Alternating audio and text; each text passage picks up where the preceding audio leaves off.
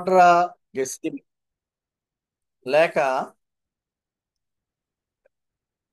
టెస్టా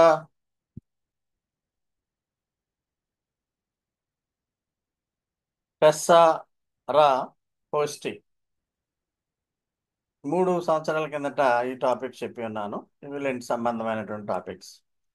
టెస్సరా కోస్టి Greek, టెస్సారా కోస్టి, క్వాడ్రా గెసిమా Latin, అలాగే పెంట్ Coast అనమాట. మనం వీటికి అర్థాలు ఏంటంటే 40.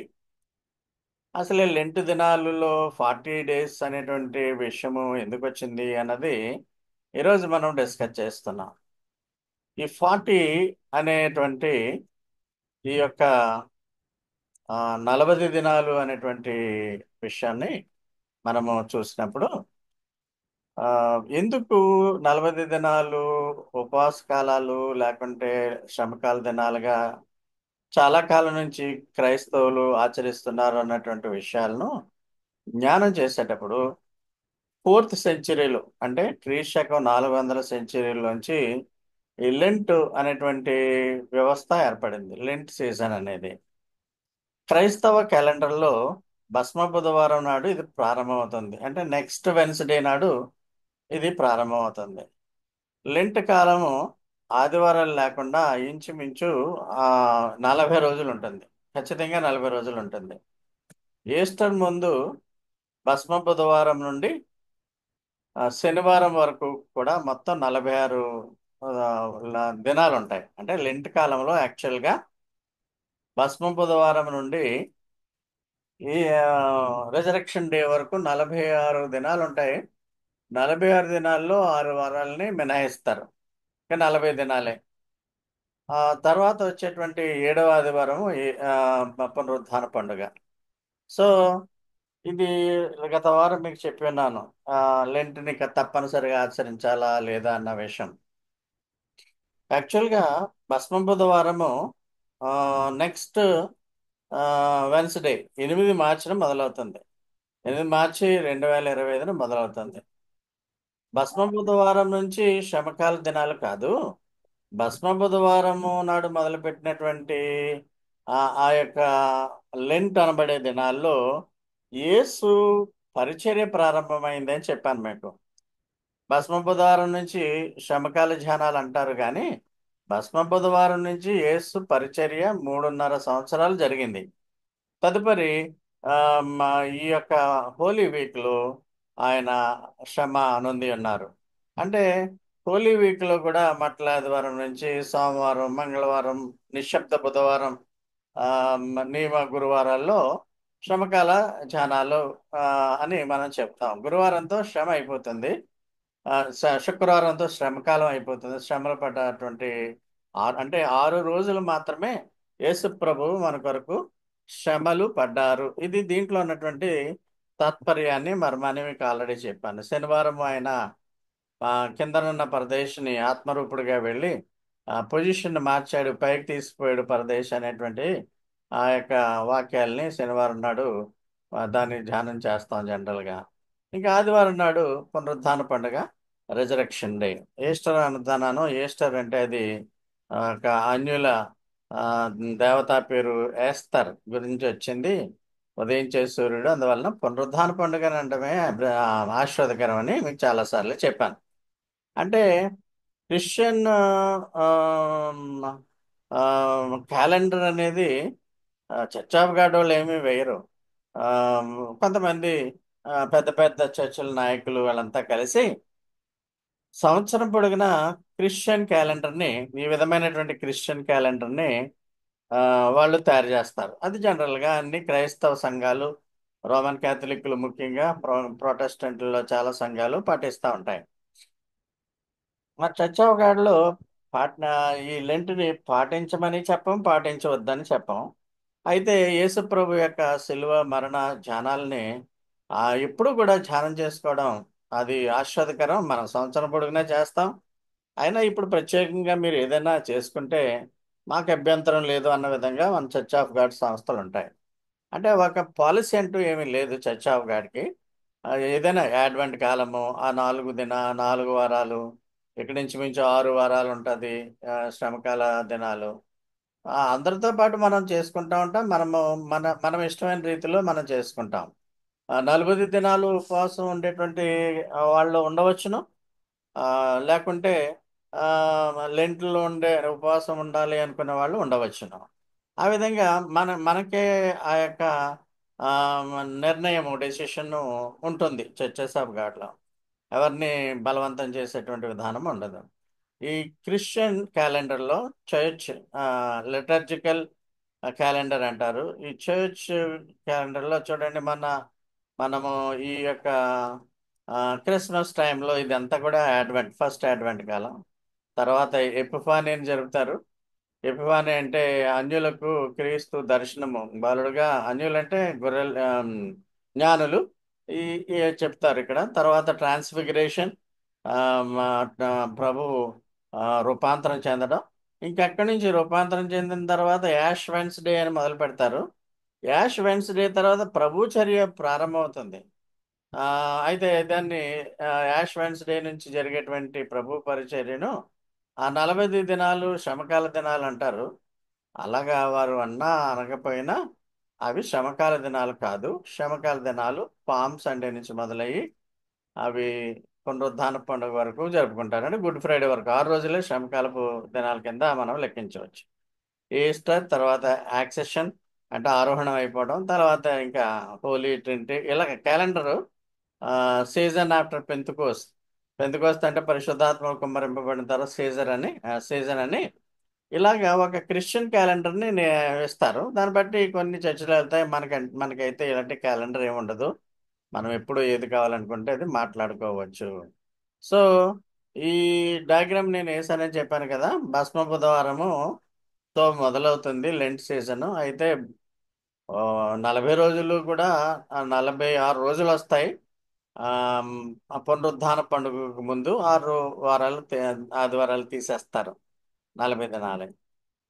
యేసు పరిచర్య ప్రారంభమైంది భస్మ బుధవారం తర్వాత. 2 దినాలు ప్రారంభం కాదు, యేసు పరిచర్య ప్రారంభమైంది. యేసు పరిచర్య 3.5 సంవత్సరాలే ఆయన చేస్తున్నాడు. అయితే భస్మ బుధవారాన్ని మన క్రైస్తవులు కొన్ని పెద్ద సంస్థలు, రోమన్ క్యాథలిక్లు వాళ్ళు భస్మ బుధవారాన్ని పెట్టుకున్నారు. కానీ బైబిల్లో క్రిస్మస్ అనేది ఎలాగుండదో భస్మ బుధవారం ఉండదు, గుడ్ ఫ్రైడే అని కూడా ఉండదు, పునరుద్ధాన పండుగని కూడా ఉండదు.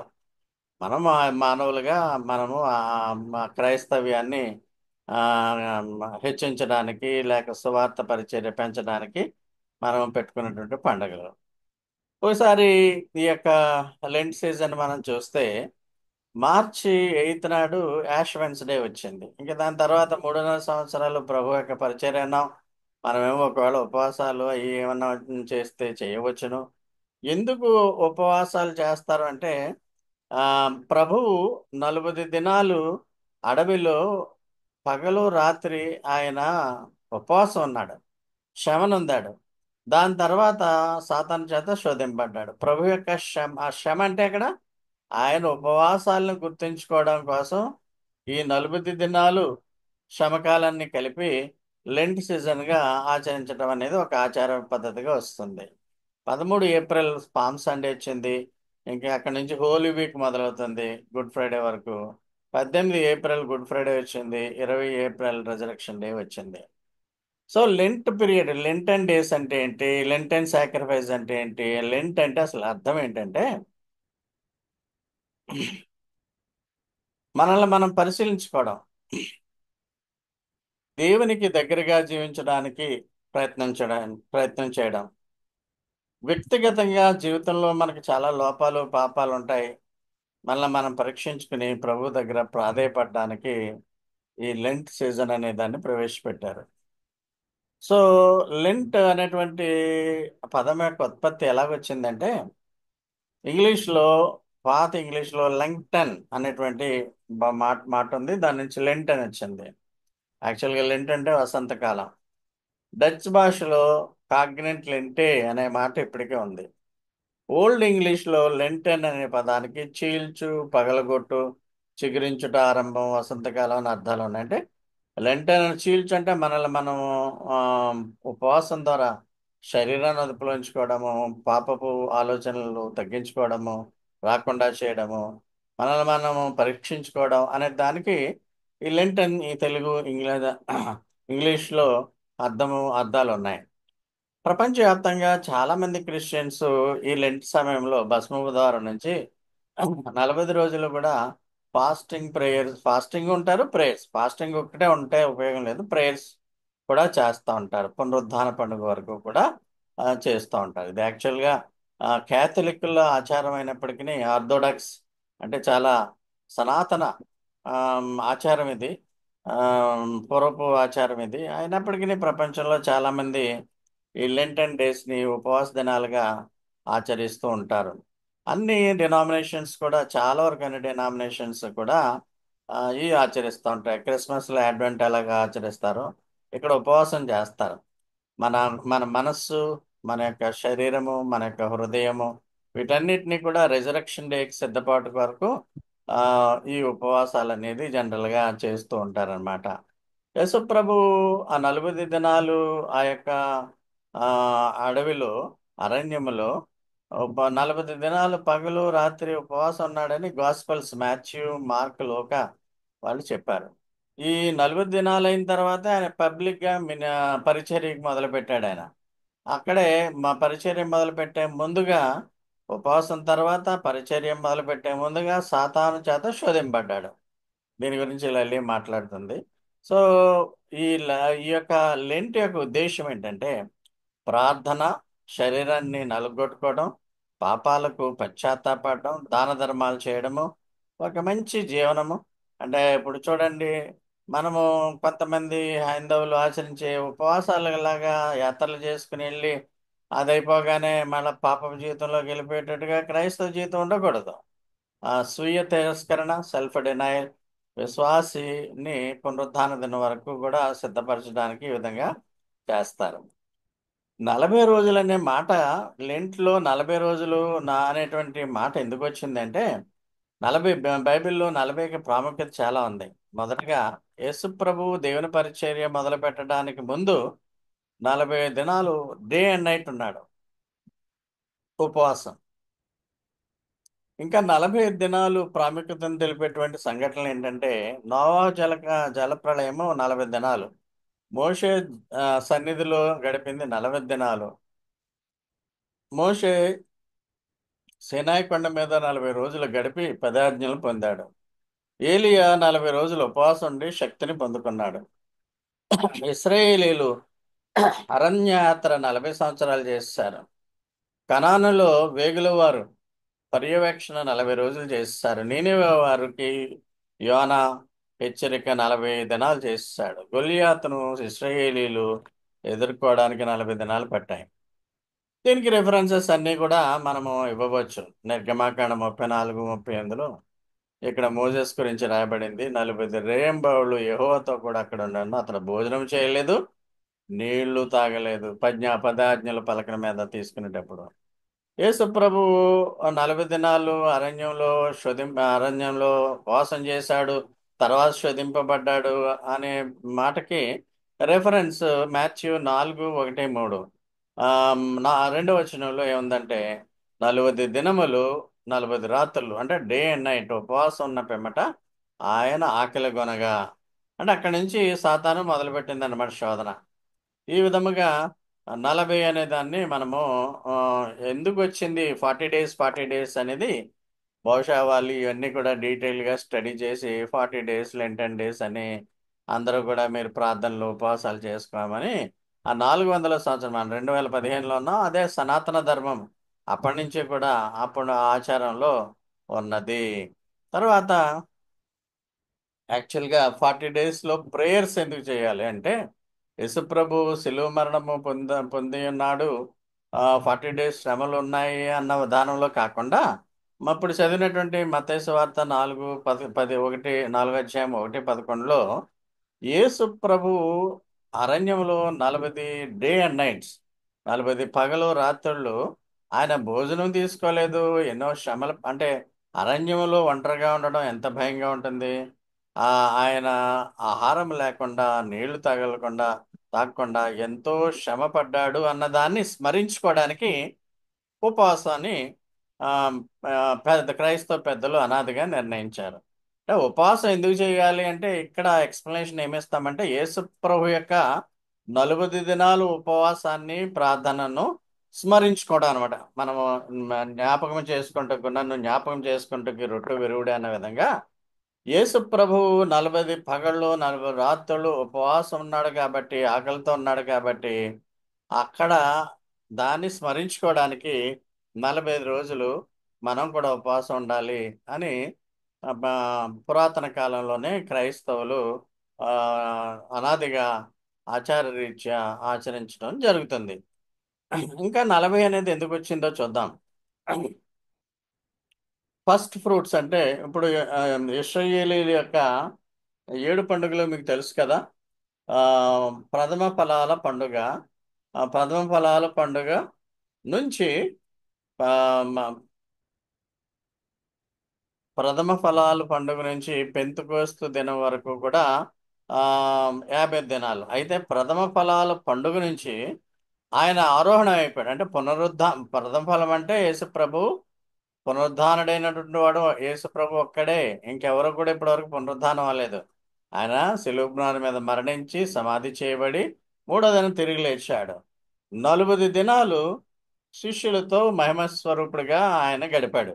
శిష్యులను ప్రోత్సహించి ఆ ప్రపంచమంతా కూడా భూగోళం అంతా కూడా సువార్త చెప్పమని వాళ్ళని అభిషేకించి పంపించాడు. అంటే ఇంకొక 10 రోజులకి పరిశుద్ధాత్మ కుమ్మరింపు వచ్చింది. యేసుప్రభు ఆరోహణమైన తర్వాత పరిశుద్ధాత్మ ఇక్కడ మీరు ఇక్కడ చూడవచ్చును. ఫస్ట్ ఫ్రూట్స్ అంటే ప్రథమ ఫలాలు పెంతుకోస్తు. అయితే పెంతుకోస్తుకి ముందుకు 10 రోజుల ముందు ఆయన ఆరోహణం అయిపోయాడు పైకి. ఆ అదే మెటామార్ఫోసిస్ రూపాంతరం అని కూడా మనం గమనించాం. అంటే యేసు ప్రభు ఆ, పునరుద్ధానుడైన తర్వాత 40 దినాలు భూమి మీద ఉండి శిష్యులను ప్రోత్సహించాడు. అక్కడి నుంచి కూడా 40 అనేటువంటి ఆ యొక్క సంఖ్యను తీసుకోవడం జరిగింది. సో చాలా మంది క్రైస్తవులు 40 దినాల్లో ఆ, మరి యేసుప్రభు యొక్క త్యాగాన్ని ఆయన ఉపవాసాన్ని స్మరించుకుంటూ ఉపవాసం కూడా ఉంటారు. అందుకనే కొన్ని విలాసాలు వదిలేస్తారు. చాలా మంది నామకార్థంగా ఈ యొక్క లెంట్లో మేము టీవీ చూడమని, లేకుంటే బ్లాక్ కర్టెన్స్ వేసేసి బ్లాక్ డ్రెస్సులు వేసుకుని మనం అలా చేయక్కర్లేదు. కానీ ఒక నిబద్ధత కలిగినటువంటి దినాలుగా గడిపితే మంచిదేమో అని నా అభిప్రాయం, నా సొంత అభిప్రాయం. లెంటన్ సాక్రిఫైస్ అంటే ఉపవాసముల్లో మాంసం మానేస్తారు కొంతమంది, ఫిష్ మాత్రమే తింటారు. కొంతమంది హెవీగా తినకుండా కొద్దిగా తింటారు. ఎవరి ఇష్టం వచ్చినట్టు వాళ్ళు చేసుకోవచ్చు, నో ప్రాబ్లం. చర్చ్ ఆఫ్ గాడ్లో ఏమీ కటిక ఉపవాసం చేయమని ఏమి చెప్పరు. కానీ హెల్త్ ఇష్యూస్ అవి ఉంటాయి కాబట్టి వాళ్ళు వాళ్ళ ఇండివిజువల్ స్టేటస్ బట్టి ఉపవాసం ఉండవచ్చును, లేకపోవచ్చును. నేనైతే ఆరోగ్యంగా ఉన్నప్పుడు, యువకులుగా ఉన్నప్పుడు ఉపవాసం మంచిదని నేను అనుకుంటా ఉంటాను. నేను యవన కాలంలో నేను 45 రోజులు కూడా ఉపవాసం ఉండేవాడిని వివాహం అయిన తర్వాతే. అయితే తర్వాత తర్వాత గ్రాడ్యువల్గా మరి పెద్దవాళ్ళు అయ్యేటప్పటికి హెల్త్ ఇష్యూస్ వల్ల ఉపవాసం చేయడం కుదరట్లేదు. సో ఈ ఉపవాస కాలంలో ప్రార్థనలు జరుపుకోవాలి. దేవునికి చేరువగా ఉండటం కూడా చాలా ముఖ్యం. దేవునితో సత్సంబంధాలు కలిగి ఉండడం. అదేవిధంగా ప్రేయర్స్ పాస్టర్ గారు ఇప్పుడు కూడా ఈ లెంటన్ డేస్లో సిలువ ధ్యానాలు చెబుతూ ఉంటారు. అవి విని మనము కొంచెము మళ్ళా రిఫ్రెష్ చేసుకోవడం కూడా మంచిది. మనం ఆల్రెడీ మొదలు పెట్టేసాం ఈ ఆ సిలువ మ్రాను మీద యేసు ప్రభు పొందినటువంటి శ్రమల ధ్యానం. వివిధ టాపిక్స్లో మనం చూస్తున్నాం. స్పెయిన్లో ఒక ప్లేస్ ఉంది, దాన్ని కాటలోనియా అంటారు. అది స్వయం ప్రతిపత్తి కలిగినటువంటి సెల్ నేషన్ అన్నమాట. అంటే having a statute of autonomy body అది. కాటలోనియాలో 4 ప్లేసెస్ ఉంటాయి. బార్సిలోనా, గిరోనా, లేడా అండ్ టరగోనా. బార్సిలోనా మనకు తెలుసు, ఒలింపిక్స్ అక్కడ పూర్వం జరిగాయి. స్పెయిన్ రాజధాని మరియు అతిపెద్ద నగరమైనటువంటి ఆ, దేశం బార్సిలోనా స్పెయిన్లో అత్యధిక జనాభా కలిగినటువంటిది. ఆ బార్సిలోనా కూడా ఈ కాటలోనియాలో ఒక ఆ, ప్రదేశం. ఈ కాటలోనియాలో ప్రతి స్కూల్లో కూడా స్పెయిన్లో చాలా మంది క్రైస్తవులు ఉంటారు. ప్రతి స్కూల్లో కూడా ఒక వృద్ధురాలి బొమ్మను పెడతారు స్కూల్లో. వెల్లా కొరెస్మా అని. వెల్లా కొరెస్మా ఎందుకంటే ఏ, పునరుద్ధాన పండుగ ఎప్పుడు వస్తుందో పిల్లలు తెలుసుకోవడానికి. 7 కాళ్ళు ఉంటాయి. 7 కాళ్ళు 7 రంగులతో ఉంటాయి. ఈ వృద్ధురాలు కాళ్ళు ఒక్కొక్క భస్మ బుధవారం మొదలెడితే అలాగా 6 వారాల్లోనూ 7 వారాల్లోనే 7 కాళ్ళు తీసేస్తారు. ఇప్పుడు ఫర్ ఎగ్జాంపుల్ భస్మ బుధవారం 28వ తారీఖున ప్రారంభమైంది. అది వారం కింద లెక్క. ఆదివారం నుంచి అని కదా, వారం ఒక ఒక లెగ్ని తీసేస్తారు. అలాగే నెక్స్ట్ నెక్స్ట్ వీక్ ఇంకొక లెగ్, నెక్స్ట్ వీక్ ఇంకొక లెగ్, నెక్స్ట్ వీక్ ఇంకొక లెగ్, అలాగా 7 వారాల్లోనూ 7 లెగ్స్ని రిమూవ్ చేసిన తర్వాత ఒక్క మొండెం మాత్రమే మిగులుతుంది. అప్పుడు ఈస్టర్ డే వచ్చిందని పిల్లలు అనుకోవాలి. ఆ విధంగా ఇది అలవాటు చేసుకున్నారు వాళ్ళు. సో లెగ్స్ అన్నీ కూడా రిమూవ్ అయిపోతే 7 వారాలు అయిపోయి ఈస్టర్ ఈస్టర్ ఆదివారం వచ్చింది, ఈస్టర్ ఆదివారం వచ్చిందని వాళ్ళు భావించాలనే ఉద్దేశంతో ఆ, పండుగలను లెక్క పెట్టుకోవడానికి వెల్లా పరస్మా అనేటువంటి వృద్ధురాలు 7 కాళ్ళ బొమ్మను పెట్టి ఒక్కొక్క వారం ఒక్కొక్క వారం తీసేస్తూ ఉంటారు. అది వాళ్ళ పద్ధతి. స్పెయిన్లో ఇది క్యాటలోనియా అంటే ఇందులో బార్సిలోనా కూడా ఉంది, స్పెయిన్ రాజధాని. ఇది ఓన్లీ ఇన్ఫర్మేషన్ సేక్ మీకు ఇచ్చి ఉన్నాను. అయితే ఇక్కడ మనము ఏంటి మెయిన్, లెంట్ 40 రోజులు ఉపవాసం ఉన్నాము లేకపోయాము లేక ఉన్నాము. అయితే ఇక్కడ ప్రేయర్ ఉండాలి, ఖచ్చితంగా ప్రేయర్ ఉండాలి.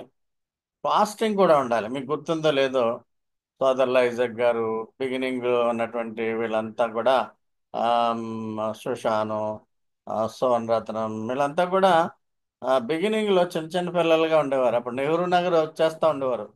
ఆ, మన ఆల్ ఓల్డ్ మెంబర్స్, మన శ్రీనివాస్ దంపతులు కూడా నెహ్రూ నగర్లో 40 రోజులు కూడా మనము ఆ, ఉపవాసాలు చేసినా చేయకపోయినా 40 రోజులు ప్రేయర్ మీటింగ్స్ మనం హాజరవుతూ ఉండేవాళ్ళం. కాలక్రమేణా దాన్ని మానేస్తాం అనుకోండి.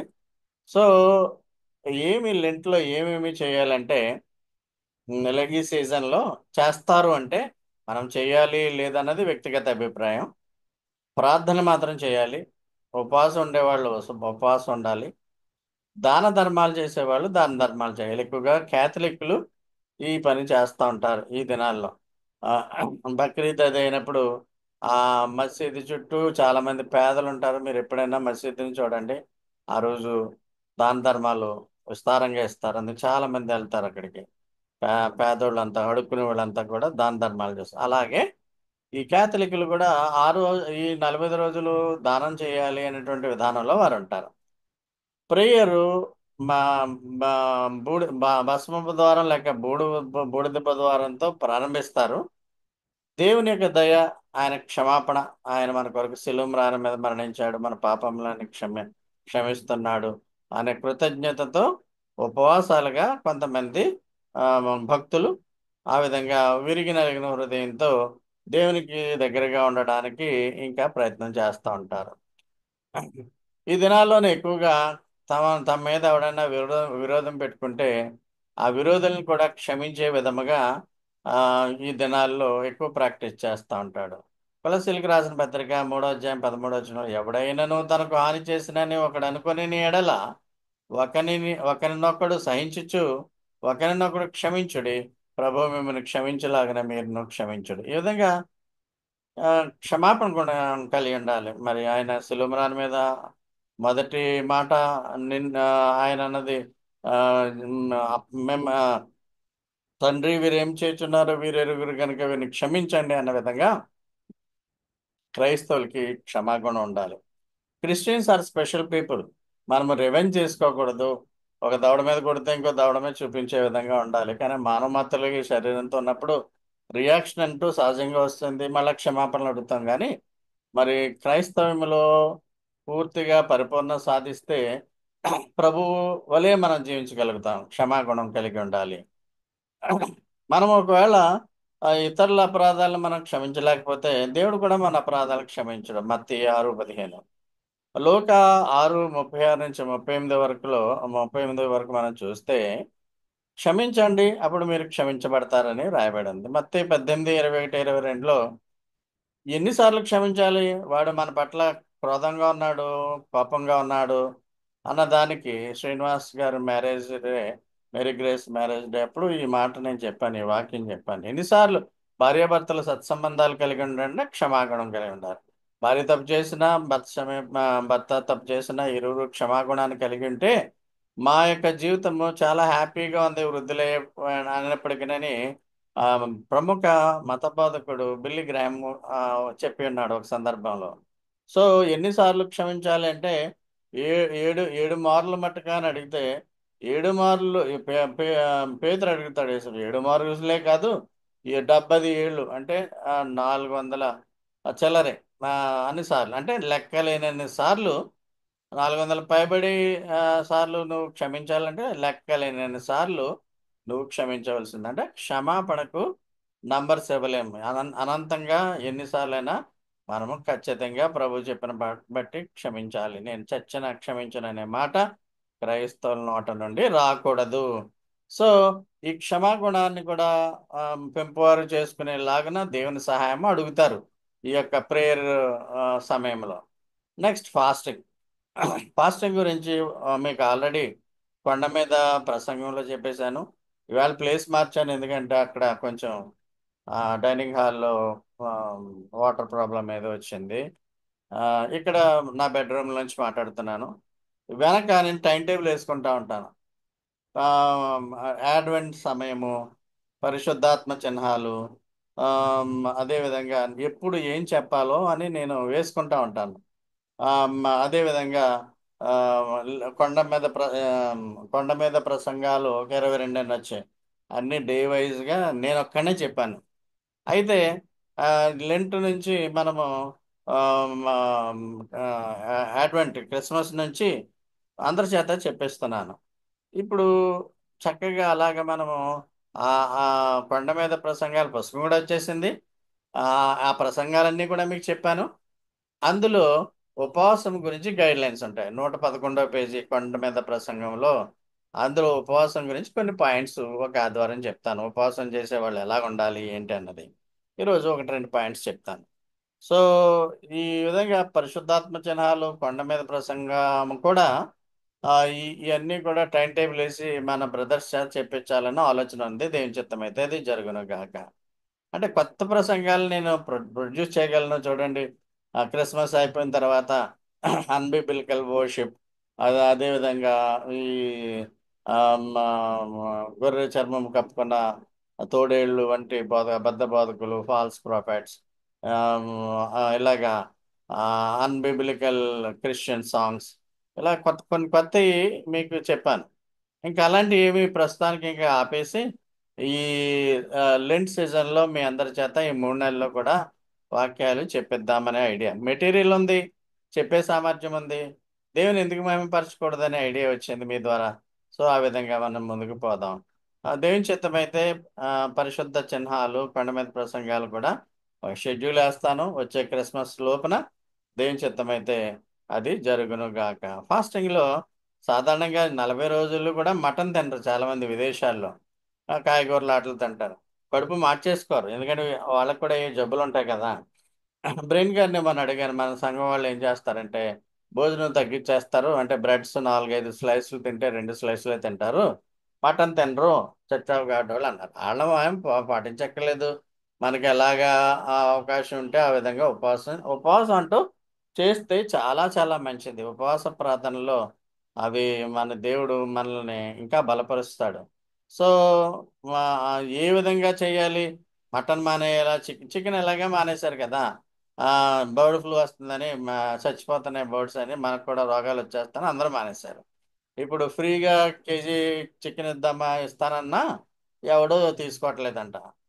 అందువలన కేజీ 40 రూపాయలకి, ఎక్కడో 200-300 ఉండేటువంటిది 40 రూపాయలకి కేజీ అయిపోయింది. చికెన్ ఎలాగా ఆ, దేవుడు మన నోట్లోకి వెళ్లకుండా చేసేసాడు. అలాగే దేవుడి యొక్క ఉగ్రత ఉంటే ఆ మటన్ కూడా మానేసే అవకాశాలు ఉంటాయి. ఆహార పదార్థాలు కలుషితం అయిపోయే విధంగా ఉంటాయి. ఈ యొక్క వ్యాధులు కోవిడ్-19 లాంటి వ్యాధులు ప్రబలిపోయే అవకాశాలు ఉంటాయి. అందువలన దేవుని ప్రసన్నత కొరకు మనం ఎప్పుడు కూడా మానవాళి మీద దేవుని దయ ఉండేటువంటి విధంగా ఉపవాస ప్రార్థనలు ఉండాలి.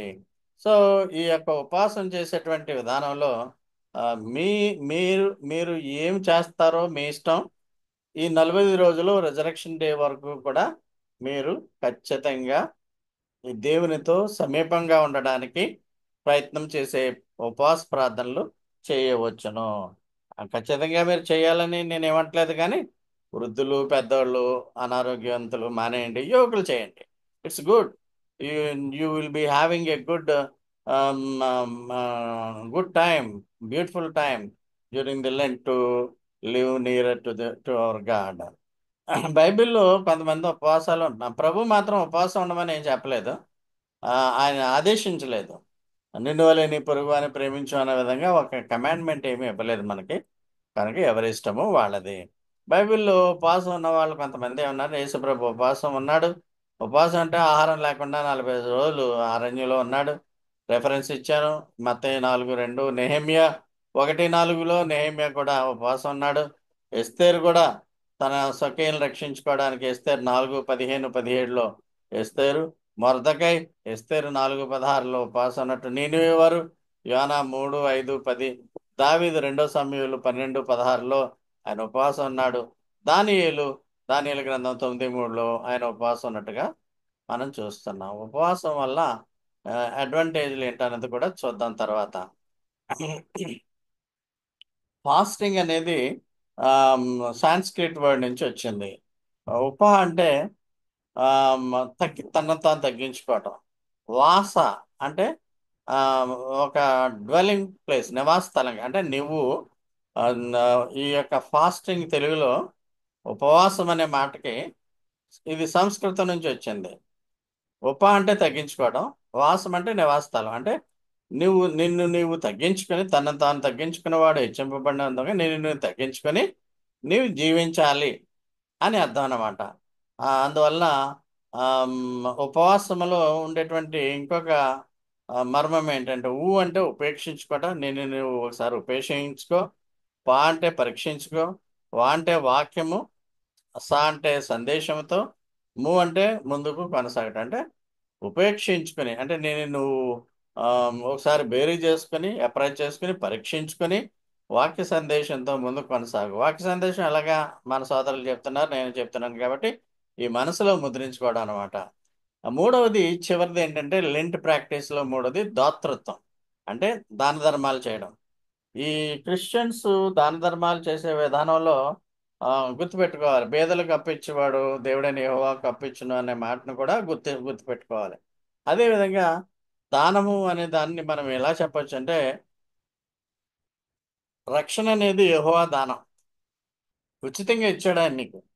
ఈ రక్షణ నువ్వు నీ కుటుంబం వాళ్ళు పొందారు. ఈ ఉచితంగా పొందినటువంటి దాన్ని నీవు ఉచితంగా ఇతరులకివ్వాలి.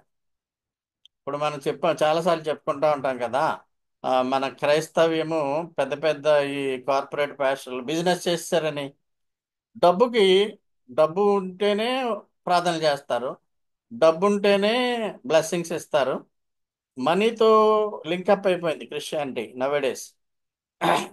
ఈ మ్యూజిక్‌లు, రంగులు, కలర్స్ అయ్యి ఆ పక్కనుంచితే ఈ కార్పొరేట్ పాస్టర్‌షిప్‌లో ప్రతీదీ కూడా మనీతో లింక్ అయిపోయింది. డబ్బున్న వాళ్ళనే పాస్టర్ గౌరవిస్తాడు. గివింగ్ ఉన్న వాళ్ళనే పాస్టర్ గౌరవిస్తాడు. పేదల్ని కటాక్షించడు. దేవుడు మాత్రం పేదలనే కటాక్షిస్తాడు. సో, నీకు బ్లెస్సింగ్స్ కావాలి అంటే డబ్బు పెట్టమంటారు. ప్రార్థనా గోపురాలు అలాంటియే కదా! డబ్బియ్యి ప్రార్థన చేయించుకో. ఆ ప్రార్థన నువ్వు చేసుకోలేవా? అందుకనే ఈ లెంట్ కాలంలో మనకు కలిగినటువంటి రక్షణను ఇతరులకు దానం చేసే విధానంలో మనం ప్రయత్నం చేయాలి. అదేవిధంగా ఏదైనా కొంత మనం సహాయం చేస్తే ఓ రూ. 10 అంటే ఓ రూపాయి, రూ. 20 ఒక రూ. 2, రూ. 100 ఓ రూ. 10 అలా దానం చేయడం అనేది చిన్నప్పటి నుంచి పిల్లలు నేర్చుకోవాలి. నేను చాలా ప్రతీదీ కూడా గివింగ్ అనేది ఉండదు. అందుకే నా దగ్గర డబ్బులెప్పుడు నిలవ కూడా ఉండవు. అది నా క్యారెక్టర్. అవసరం ఉంటే నేను ఎంత దాకైనా సహాయం చేయగలను డబ్బుంటే. కనుకే డబ్బు లేదు. ఆ విధంగా ఈ గివింగ్ నేచర్ అనేది చిన్నప్పటి నుంచి నేర్చుకుంటే పెద్దయ్యాక కూడా ఇతరులకు పరులకు సహాయపడేటువంటి విధంగా మనం ఉండగలుగుతాం. డబ్బు లేక ఫుడ్, దాన ధర్మాలతో పాటు నీకు కలిగినటువంటి రక్షణను, ఉచితంగా కలిగిన రక్షణను ఇతరులకు దానం చేయటం, ఇతరులను కూడా రక్షించును, ప్రభు యొక్క ప్రేమను కనపరచు. ప్రొవెర్బ్స్ 19:17లో పేదలను కనికరించేవాడు యెహోవాకు అప్పించువాడు. అంటే మనం పేదల పట్ల కనికరము, ప్రేమ చూపిస్తే ఆ దేవుడు కూడా మనల్ని కనికరిస్తాడు. నువ్వు ఒకవేళ డబ్బు పేదలకి ఏదైనా ఇస్తే, ఓ రూపాయో, రూ. 2 ఇస్తే యెహోవాకి అప్పించినట్టని ఇక్కడ దేవుడు అంటున్నాడు కాబట్టి, ఆ ప్రాక్టీస్ చేయడంలో మరి మనము అలవాటు చేసుకోవాలి. చూడండి, కొంతమంది డబ్బున్న వాళ్ళని గౌరవిస్తారు, పేదల్ని గౌరవించరు, అసహించుకుంటారు. గెట్ అవుట్, గెట్ అవుట్ అంటా ఉంటారు. ఆ బెగ్గర్స్‌ని కూడా చీప్‌గా ఎలా అవతలకెళ్ళు అన్నట్టుగా వాడి డ్రెస్‌ని బట్టి వాళ్ళని తిడతా ఉంటారు. ఒకవేళ నిజంగా కోటీశ్వరుడు బెగ్గర్ యాక్షన్‌లో వచ్చినా వాడిని తోల తిట్టి పంపించేటువంటి పద్ధతిలో మన మైండ్స్ ఉంటాయి. ఆ మైండ్ సెట్‌ని మనం తీసేసుకోవాలి. గివింగ్ నేచర్, ఆహ్, సాఫ్ట్ నేచర్, ఎవరిని ఇన్సల్ట్ చేయకూడదు. ఆళ్ళు హ్యూమన్ బీయింగ్సే కదా అనే విధానంలో మనం మనసుని ప్రిపేర్ చేసుకోవడము ఈ లెంట్‌లో, ఉపవాసంలో ఒకటి. అయితే జనరల్‌గా 10 పాయింట్స్ మీకు మనం చెప్పాను. ఈ బైబిల్‌లో లేనటువంటివి. ఉపవాసం ఒకవేళ మీరుంటే, ఆ ఉపవాస కాలంలో ఫైటింగ్స్ మానేయండి. బాధ కలిగించే మాటలు మాట్లాడొద్దు. తర్వాత చెడు మాటల నుంచి మీరు ఉపవాసం ఉండండి. విచారం ఏదైనా మీకుంటే ఉపవాసం చేసేటప్పుడు విచారాన్ని వదిలేయండి. దేవునికి థాంక్‌ఫుల్‌గా ఉండండి. ఉపవాస సమయంలో కోపాన్ని తగ్గించుకోండి. సహనంతో ఉండండి. నిరాశావాదం నుంచి మీరు తప్పుకోండి. ఆశ ఆశాజీవులుగా ఉండండి. మీకు చింతలు, బాధలు ఉంటే ఉపవాస కాలంలో వాటిని వదిలేయండి. ఎప్పుడు ఫిర్యాదు చేయొద్దు. ప్రభువా నాకు ఇది లేదు, వాళ్ళకి ఇది ఇచ్చావు, లేకపోతే నాకు నన్ను దీవించట్లేదని ఎప్పుడు ఫిర్యాదు చేయకండి. దేవుని చిత్తానికి వదిలిపెట్టండి. ప్రెషర్స్ నుంచి తప్పించుకోండి. సో, మీ హృదయం ఎప్పుడు ఆనందంగా ఉండేటట్టు చేయండి. స్వార్థం నుంచి మీరు తప్పుకోండి. స్వార్థపరత్వాన్ని తీసేయండి. పగ, ద్వేషాలుంటే ఉపవాస కాలంలో అయన్నీ కూడా తీసేయండి. అసలు జీవిత కాలంలోనే 10 పాయింట్స్ అవసరం. అయితే అట్‌లీస్ట్ ఈ ఈ లెంట్ సీజన్‌లో అన్నా ఇవి పాటిస్తే మంచిదని నా అభిప్రాయం. ఇవేం బైబిల్‌లో ఏమి ఉండవు. సో, మనం ప్రాక్టీస్ చేయడంలో కొంతవరకు సక్సెస్ సాధించొచ్చు. మనం ఫుల్‌గా 100% పాస్ అవుతామని నేను చెప్పలేను గానీ, including me. But if you try we can do that. So, ఆ విధంగా ఈ 10 పాయింట్స్ గుర్తుపెట్టుకోండి. ఉపవాసము వల్ల ఉపయోగం ఏంటనేది కీర్తనలు, ఎజ్రాలో చూద్దాం. ఉపవాసము దేవుని దృష్టిలో మిమ్మల్ని మీరు తగ్గించుకోవడానికి ఒక మార్గం. కీర్తనలు 35:13. మనం హెచ్చుగా ఫీల్ అయిపోతా ఉంటాం. ఉద్యోగం బట్టి, చదువు బట్టి, అందం బట్టి, హైనెస్. అది క్రైస్తవులకు ఉండకూడదు. మిమ్మల్ని మీరు తగ్గించుకోవడానికి ఉపవాసం చాలా ఉపయోగపడుతుంది. కీర్తనలు 35:13, ఎజ్రా 8:21. దావీదు రాజు ఇలాగన్నాడు, కింగ్ డేవిడ్. నేను ఉపవాసంతో నా ఆత్మను తగ్గించుకున్నాను. మనలో ఉన్న గర్వంతా తగ్గిపోవాలి అంటే దావీదులాగా ఉపవాసం ఉంటే కీర్తన 69:10 ప్రకారం మనము తగ్గించుకుంటావు. దేవునియందు బలవంతులుగా మనం ఉంటాము. సో, ఈ ఫాస్టింగ్ ఎలా చేయాలన్నది ఒక ఆదివారం నాడు, భస్మ బుధవారం తర్వాత వచ్చే ఆదివారం నాడు ఒక 10, 15 నిమిషాలు చెప్తాను. ఇక్కడ దుఃఖముఖులై ఉండొద్దు, వేషధారుల వలె ఉండొద్దు. ఇయన్నీ కూడా 111 పేజీలో ఉన్నాయి. కొండ మీద ప్రసంగంలో మళ్ళా కొద్ది నిమిషాలు మీకు గుర్తు చేస్తాను ఒక ఆదివారం నాడు. సో, మనం బిల్డప్ క్రిస్టియన్స్ లాగా ఉండకూడదు. ఎప్పుడూ కూడా మనం ఉపవాసం చేస్తున్నట్టు ఇతరులకి తెలియకూడదు. యూజువల్‌గా నేను మన చర్చ్‌లో ఏం జరిగినా యూట్యూబ్‌లో పెడతా ఉంటాను. ఓన్లీ సువార్త కోసం పెడతాను గానీ, పేరు కోసం కాదు. పేరొచ్చినా నాకేం ఉపయోగం లేదు. ఇంకా ఈ ఏజ్‌లో నాకు పేరు, ఘనత అక్కర్లేదు. ఆల్రెడీ రావాల్సిన ఘనతలన్నీ సర్వీస్‌లోనే ప్రభు state best teacher award, best principals, మంచి విద్యార్థులనిచ్చాడు నాకు. అదంతా కూడా నా లౌకికమైన సంపాదన. మంచి చర్చ్ ఇచ్చాడు ఇప్పుడు. చర్చ్‌లో మంచి విశ్వాసులిచ్చాడు దేవుడు. నా ద్వారా ఆధ్యాత్మిక బోధన అందరూ అర్థం చేసుకొని, నా వల్లే మంచిగా ఏర్పడే స్పీకర్స్ వచ్చారు కాబట్టి నాకు ప్రచారం అక్కర్లేదు. కాకుంటే ఇతరులు కూడా మన యొక్క పరిచర్య తెలుసుకోవాలి, నేర్చుకోవాలి. మిగతా దేవుని సంఘాల వాళ్ళు కూడా తెలుగు దేవుని సంఘాల వాళ్ళు నేర్చుకోవాలనే అభిలాష కొద్దీ యూట్యూబ్‌లో పెడుతున్నాను. అయితే ఒకవేళ మీరు ఉపవాసం ఉంటే ఒక గ్రిమ్ ఫేస్ అంటే ఒక నల్లటి వస్త్రాలు కప్పేసుకొని, నల్లని స్కార్ఫ్ ధరించి, లేకపోతే నల్లని డ్రెస్సులేసుకొని మీరు నేను నా ఉపవాసాన్ని మొదలుపెట్టాను లెంట్ కొరకు అని ఫేస్బుక్లోను ఇన్స్టాగ్రామ్లోను ట్విట్టర్లోను వేయకూడదు. మాథ్యూ 6:16-18లో అది ఉంది. ఇతరులకు కనిపించాలని ఉపవాసం చేయకు. I'm away from all these fastings అని నువ్వు ఆ, విచారకరమైనటువంటి ఫోటోలు పెట్టకూడదు. మాథ్యూ 6:1-4. దీని గురించి తర్వాత మీకు చెప్తాను. యెషయా 58:3-5 అంటాడు, మేము ఉపవాసం చేస్తున్నా నువ్వు ఎందుకు మా వైపు చూడండి అంటాడు. అప్పుడు ప్రభు అంటాడు, మీరు ఉపవాస దినాన్ని వ్యాపారం చేస్తారు, మీ పనివారి చేత కఠినమైన పనులు చేయిస్తారు, కలహాలు పడుతూ ఉంటారు, ఉపవాసం వివాదాలే కలహపడుతూ ఉంటారు, అందుకనే మీ మాట విన్నంటాడు దేవుడు. సో ఉపవాసం వలన మనం దేవునికి సమీపంగా ఉండడానికి మనం ప్రయత్నించాలంటే ఆయన చెప్పిన నియమాలు మనం పాటించాలి. Let us see how God lot advises guidelines for the fasting అనేది ఇంకొక రోజు మీకు చెప్తాను. సో ఇదొక సాంప్రదాయ పద్ధతి అంతే. మీ సొంత పద్ధతిలో మీరు చేసుకోండి. మామూలు త్రూ అవుట్ ది ఇయర్లో ఒక రోజు శుక్రవారం రోజున ఉపవాసం ఉంటారు స్త్రీలు జనరల్గా, అలాగ ఉండొచ్చు, పురుషులు కూడా ఉండొచ్చు. అయితే ఈ లెంట్లో ఉపవాసం అనేది చాలా మంది చేస్తారు కాబట్టి మీరు చేయాలనుకుంటే చేయండి.